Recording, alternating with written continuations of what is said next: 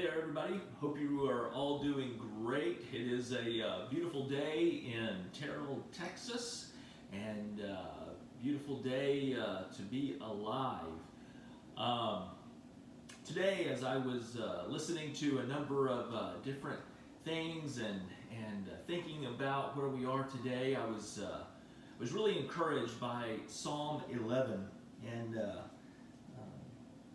just want to read two verses out of Psalm 11. This is a psalm that is written during a lot of turmoil in the reign of King David, and those around King David were saying, you need to cut and run. There are bad people after you. There is all kinds of bad stuff going on all around you, so you need to head for the hills. And David has a really fascinating response. I want to just read you that response that he has, Psalm 11, beginning in verse 3. It says this: if the foundations are destroyed, what can the righteous do? The Lord is in his holy temple. The Lord's throne is in heaven. His eyes see, his eyelids test the children of man. The Lord is in his holy temple. The Lord's throne is in heaven. You know, as a younger man, I used to think that passage just before where he says, if the foundations are destroyed, what can the righteous do?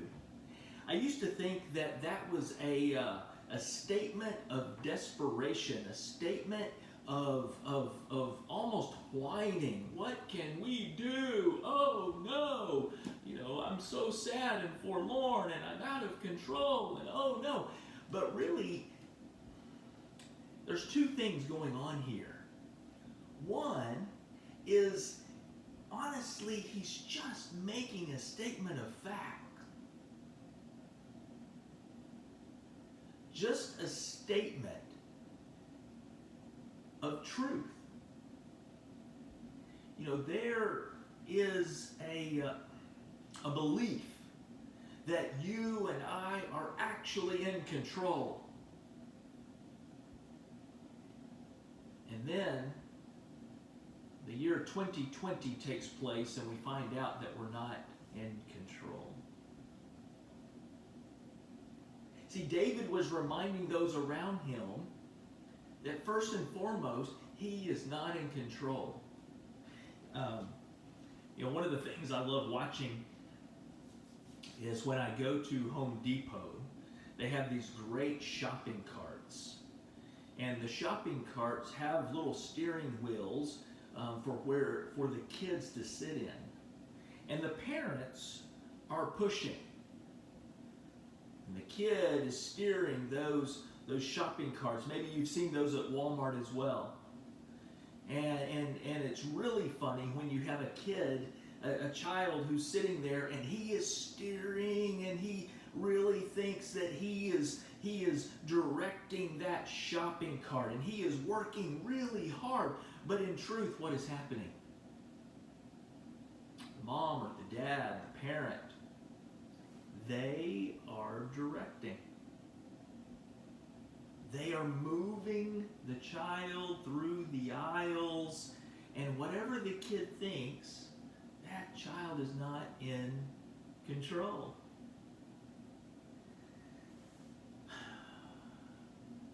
For you and I, we must come to a point where we realize, one, that we are out of control. Just a statement of truth. Now, the second part of this, though, if that is true, we must receive that truth with humility.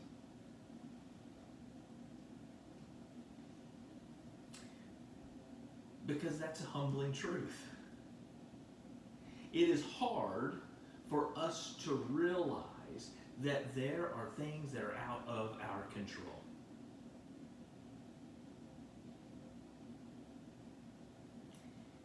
The humbling part of that is to realize that if we're not in control, then someone else is. Praise be to God, it is God Himself who is in control.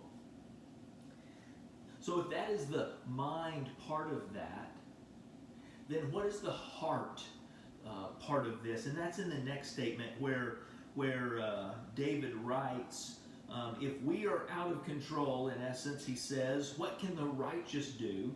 And then he says this, and it's a statement of confidence and of hope that the Lord is in His holy temple. And the Lord's throne is in heaven.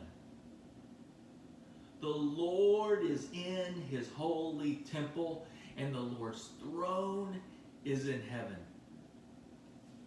In essence, David is saying this: we are out of control, that there is a ruler who is not. The really unique part of this passage here is that it is a king who is writing it. King David is writing as the righteous king, and he is saying that he himself is out of control. All of this stuff that is going on, I can't cut and run, but don't be fearful. You can have confidence because the true king, the one king, the King of kings, the Lord of lords, the God of gods, is in control. He is where He has always been,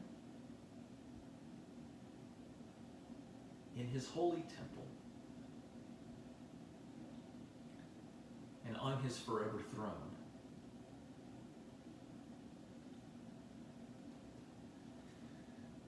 Now, the really amazing part of this is the idea that part was in the Old Testament. And there was a kind of a distance between God and man. In fact, there was a physical barrier between where God dwelt and where man could go in the actual temple.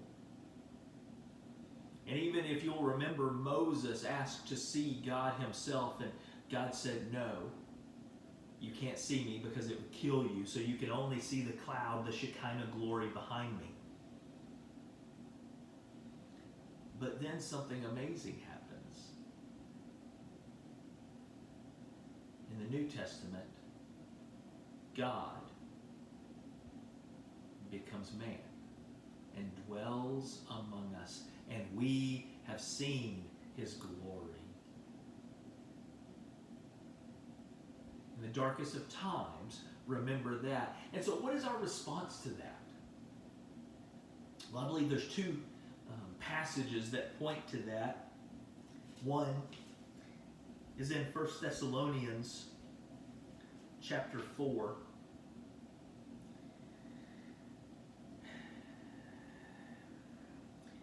And 1 Thessalonians, here in chapter 4, they're dealing with this idea of the coming of the Lord and what is going to happen to those who are dead in Christ, and is there a resurrection, and all of these things, and all of these huge questions. And at the very end of Romans, or of 1 Thessalonians chapter 4, Paul is reminding them of the second coming of Christ and the ultimate resurrection and the glorification of the saints. And then at the very end, he says this: because of all of that, verse 18, he says, therefore encourage one another with these words.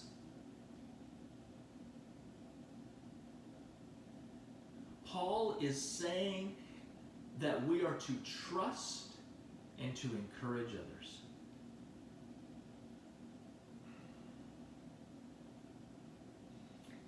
my job and it is your job, that in the midst of everything going crazy, it is our job to encourage one another. Another passage, one of my favorites, it used to not be, but now has become, as I've continued to look at it more and more, is in Hebrews chapter 10, beginning in verse 23. It says, "Let us hold fast the confession of our hope without wavering, for he who promised is faithful." Did you hear that? The hope that we are confessing, for he who promised is faithful. Do you hear the idea? God is in his holy temple. God is sitting on his forever throne. He is in control and he is faithful. And let us, verse 24, and let us consider how to stir up one another to love and good works. Now, how do we do that? By not neglecting to meet together, as is the habit of some, but encourage one another, and all the more as you see the day approaching. And that day, of course, is in capitals, which is speaking to the day of the Lord, the day of the second coming of Christ, because he is coming. Praise be to God. You know, I hope this has been encouraging to you. I hope it's found you at the right time. That we can look at this idea and know that even in the midst of troubling times, of difficult times, and even as things are starting to open up, there's still great fear out there. There's still a lot of concern, and that's fair, I think. But don't forget, God is in control. Trust him. Receive that truth with humility. And then encourage one another with those words. You know, and it's not just a flippant thing to say. It's a way to live.